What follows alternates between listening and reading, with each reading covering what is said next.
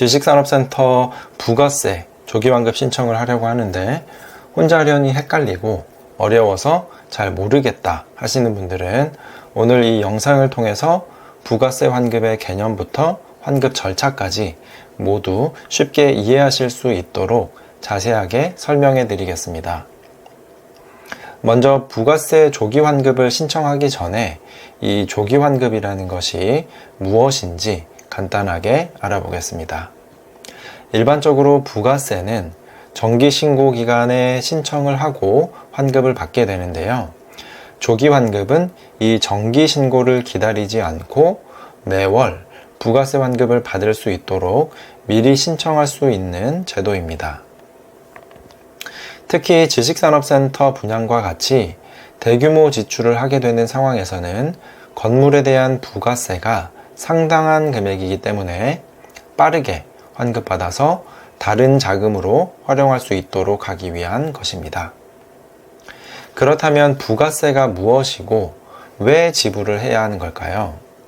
부가세는 부가가치세의 줄임말인데 사업자가 상품을 공급하거나 서비스를 제공할 때 발생하는 이윤에 대해서 부과되는 세금입니다.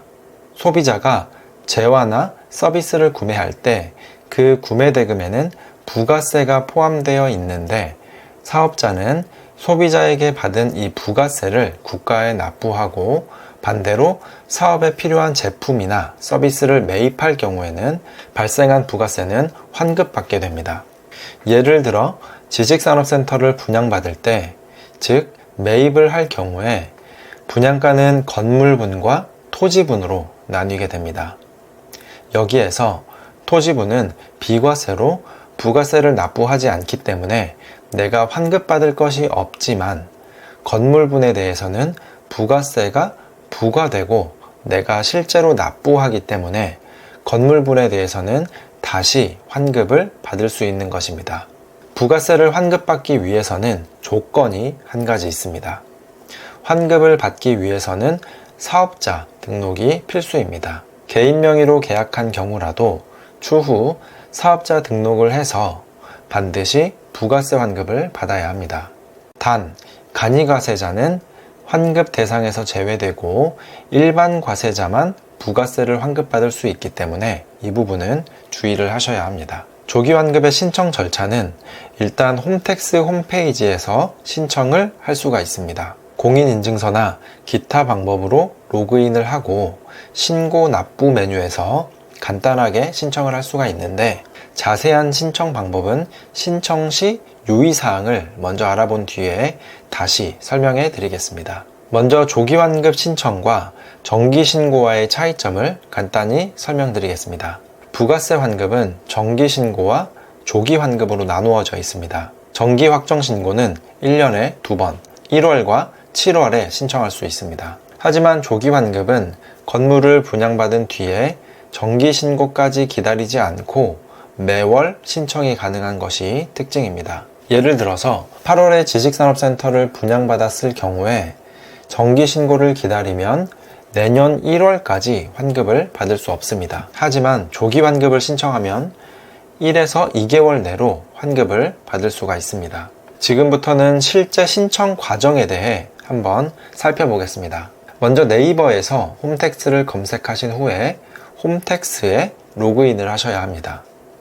로그인을 하셨다면 이제 홈택스 상단에 사업장을 선택하는 버튼이 있는데 이 버튼을 클릭한 후에 조기환급을 신청하고자 하는 사업자를 선택해 줍니다. 그 다음 상단 메뉴에 신고 납부 메뉴가 있는데 그 메뉴 위에 마우스 포인터를 올려놓으면 하단에 일반 과세자 신고 메뉴가 나오는데 이것을 클릭합니다. 여기까지 완료가 되었다면 일반 과세자 메뉴에서 월별 조기환급 신고 고정자산 매입 단추를 클릭합니다. 다음으로 사업자 등록번호를 확인하고 확인 버튼을 눌러주세요. 이제 매입세액, 경감, 공제세액란 아래 건물 등 감가상각 자산 취득 명세서를 반드시 체크해 주셔야 합니다. 그리고 저장 후 다음 이동 버튼을 클릭하시면 됩니다. 이제 매입세액의 10번 항목 세금계산서 수취분 일반 매입 작성하기를 클릭합니다. 매입 첫수와 매수, 공급 가액, 세액을 각각 입력합니다. 이때 중요한 점은 15일 이후라면 전자세금계산서 자료 조회를 클릭해서 자동으로 금액이 불러와지게 할 수가 있습니다. 이제 모두 완료가 되었다면 완료 버튼을 클릭합니다. 다음으로 11번 항목의 세금계산서 수취분 고정자산 매입 작성하기를 클릭합니다. 건축, 구축물 항목에 세금계산서 금액을 입력하시고 합계란에도 동일한 금액을 입력한 후 입력 완료 버튼을 클릭합니다. 작업이 끝나면 10번 항목이 사라지고 11번 항목이 입력된 것을 보실 수 있습니다. 맨 아래로 내려가시면 납부세액을 확인할 수 있는데 마이너스 표시가 보인다면 이 금액이 환급받을 금액입니다. 최종적으로 납부할 금액을 확인한 후에 바로 아래 경감공제세액란에 그 밖에 경감공제세액 작성하기를 눌러서 추가로 1만원을 더 환급받습니다. 이제 마지막으로 국세환급금 계좌신고란에 환급받을 은행과 계좌번호를 입력하시고 신고서 입력 완료 버튼을 클릭하면 모든 절차가 완료됩니다. 금액을 확인한 후에 신고서 제출하기 버튼을 꼭 클릭해야 하니까 이 부분은 참고하시길 바랍니다. 신고가 완료되면 한 달 이내에 부가가치세 환급이 이루어지게 됩니다.